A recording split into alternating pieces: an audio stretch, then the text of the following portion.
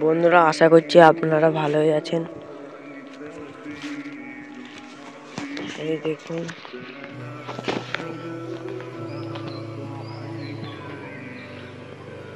জমিতে এখন সার দেওয়া হচ্ছে,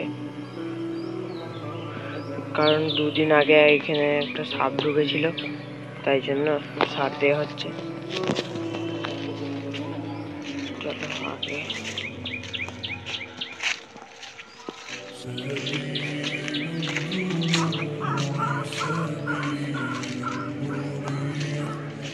এখানে রাত্রেবেলায় ভয়ানক ভয়ানক আওয়াজ ওঠে। রাত খুব জোর 12টা নাগাদ এদিকে, তাই জন্য কেউ রাত্রেবেলায় সাহস করে না আসার। আজ তাই জন্য সকালবেলায় দেখাতে এসেছি। এই হলো সেই জঙ্গল, আর এইদিকে সামনেই মাঠ।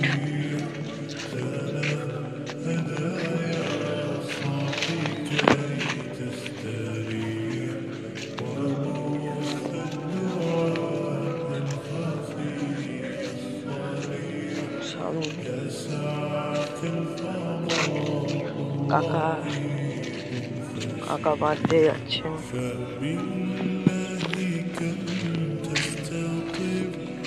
দেখো কত কষ্ট করে কুয়াশা এতে, তাও মাঠেতে চাষ দেওয়ার জন্যে এ করে। দেখুন আপনারা, যাতে না গাছ ভালো ফসল ফলে, গাছ যেন ভালো থাকে, তাই জন্য কত পরিশ্রম করে। এখন বাইচে মোটামুটি 6টা 18। এই পুকুরে মাছ ধরি। বন্ধুরা, সাপ শুয়ে আছে, দেখো, দেখতে পাচ্ছেন?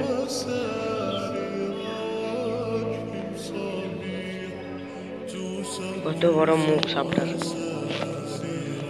কি করে আপনাদেরকে দেখাবো তারা? একটা ঢিলা দেখতে হবে, ঢিলার সাহায্যে যদি যায় ঢিলাটা মুখের কাছে, তবেই তোমরা দেখতে পাবে। তাড়াতাড়ি খুঁজি।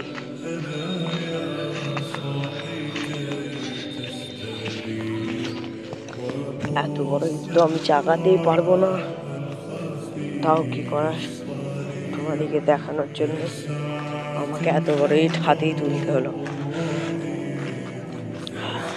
কি করার আছে? দেখুন, হিন্দে যাবে না মনে ইটটা।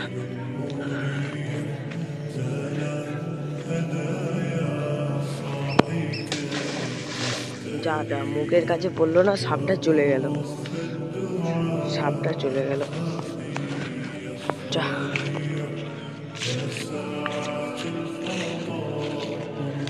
ঠিক আছে বন্ধুরা, আজকের ব্লগ এই এতটাই।